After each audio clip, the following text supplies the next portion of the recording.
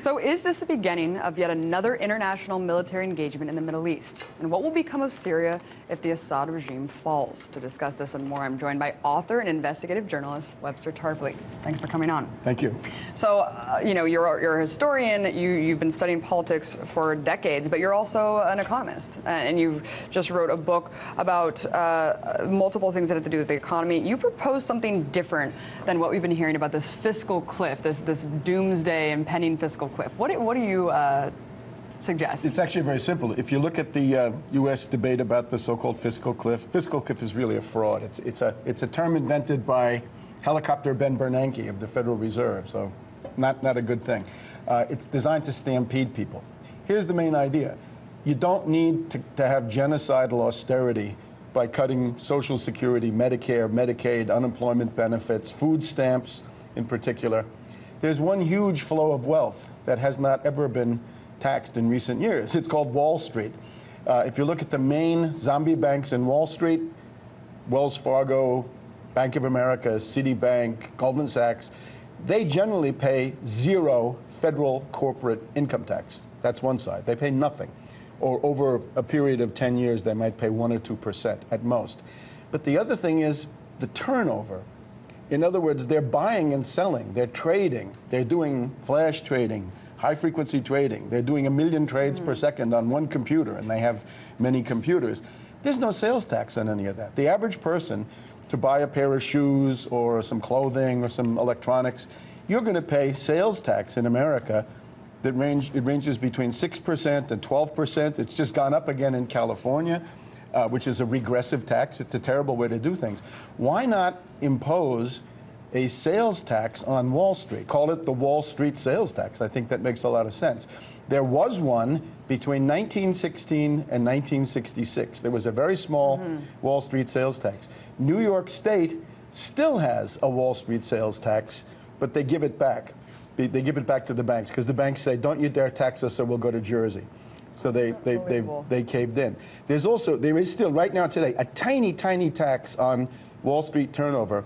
It's 0.0000 something or other, and that goes to finance the Securities and Exchange Commission. So there's no doubt about the constitutionality. It's easy to collect. This stuff has to go across exchanges or be enforced in a court. And the amount, well, the turnover is in the quadrillions. 6 to 7 quadrillions of derivative stocks, bonds. You put a 1% tax on that, your revenue enhancement is probably in the area of many trillions. We don't know how many trillions because obviously the speculation would tend to go down if you put in such a tax. It just shows you how false this narrative is imposing on us. You know, the shared sacrifice. We need to cut across the board. It's really the epitome of the two-tiered justice system. But I did want to segue into Syria because I know I really want to get your input on this. We just heard NATO's Secretary General announcing these missile posts. I mean, what does this signify? Well, that man is a bloody hypocrite. We saw him during Libya. His hands are dripping with blood. So he's coming forward as a great human rights champion. I was able to do a trip around Syria just a little bit more than a year ago. And on this network, on Russia Today, I said in an interview from Damascus, what's going on here are NATO death squads. That is the main thing that's always been the heart of the matter. Essentially, NATO has gone around and collected every jihadi, every Islamist fanatic, every misfit, every patsy from a stretch of land from Morocco to Indonesia, from Chechnya down to Somalia, over to Kosovo and so forth. And they've shipped them in, and they've given them weapons. And different countries have different groups, right? There's the Syrian National Council, which is the French DGSE, Secret Service, with money from Qatar. Most of these death squads are paid for by Saudi Arabia. They take orders over the television from a guy called Arur, who is a crazy fanatic. And now we've got the new one, which is the US-backed one, the new Syrian National Coalition, a new puppet group paid for by the US, organized by Ambassador Robert Ford, who had been the US ambassador to Damascus. He's a guy who learned the death squad technique from the past master, right, from Negroponte in Central America and then in Baghdad. And concerning this Syrian National Coalition, The head of that is a very interesting guy. He's an Anglo-Dutch agent. He's a British-Dutch agent. He's an executive of Royal Dutch Shell. He's a lobbyist for Royal Dutch Shell. He's kind of like Karzai. Remember Karzai in Afghanistan was Union Oil? This guy's Royal Dutch Shell. So there's nothing Syrian about this. In other words, these are foreign fighters. It's what would have been called the CIA secret army in the old days. I wanted to play a couple clips that are just all too reminiscent of the Iraq lead up. Let's play those real quick. It should come as no shock then that since Saddam Hussein forced out the last inspectors in 1998, we have amassed much intelligence indicating that Iraq is continuing to make these weapons. And today I want to make it absolutely clear to Assad and those under his command, the world is watching. The use of chemical weapons is and would be totally unacceptable. And if you make the tragic mistake of using these weapons, there will be consequences and you will be held accountable.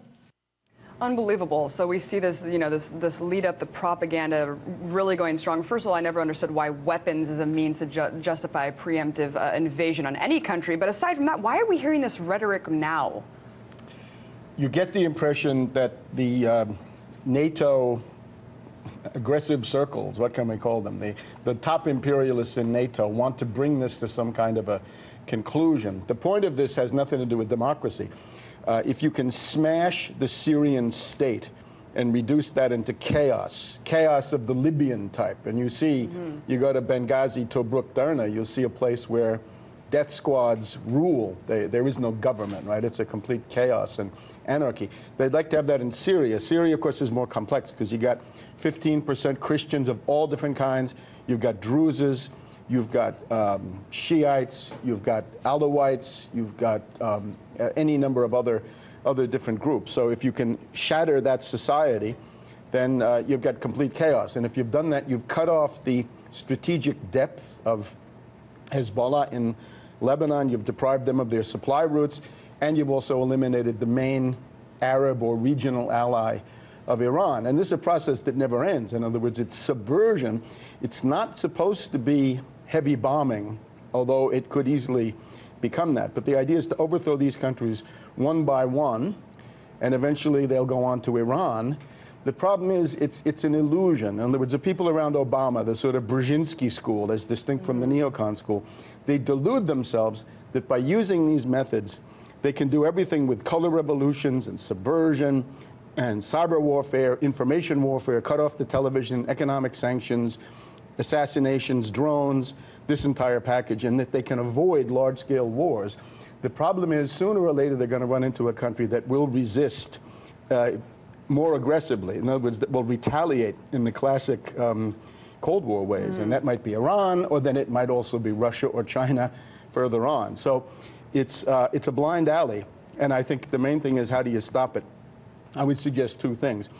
The one thing is a worldwide movement to bring in a peacekeeping force. There is an organism called the Collective Security Treaty Organization. This is sort of what filled the old Soviet space after the Warsaw Pact ended. So it's Russia, Kazakhstan, and some others. Why not have peacekeeping troops from the Collective Security Treaty Organization go in and separate the contenders inside Syria? It would be a way of saying, recognizing the fact that Syria belongs to the Russian sphere, more or less, in terms of the division of the world.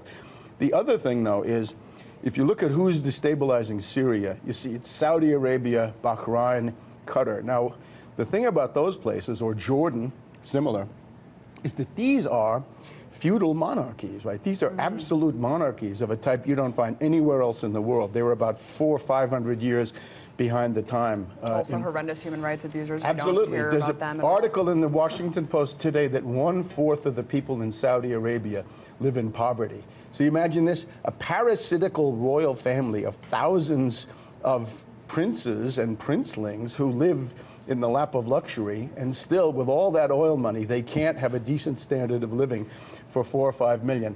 The question now is, when the revolution hits those places, right, Bahrain also, terrible human rights abuses, I think it might relieve the pressure on Syria if Saudi Arabia, Bahrain, and Qatar were kept busy at home with their own problems, which they should pay attention to, rather than meddling in Syria. Unfortunately, we're out of time. There's so much more to talk about. Thank you so much for coming Thank and you. giving a little bit of insight on the convoluted situation. Webster Tarpley.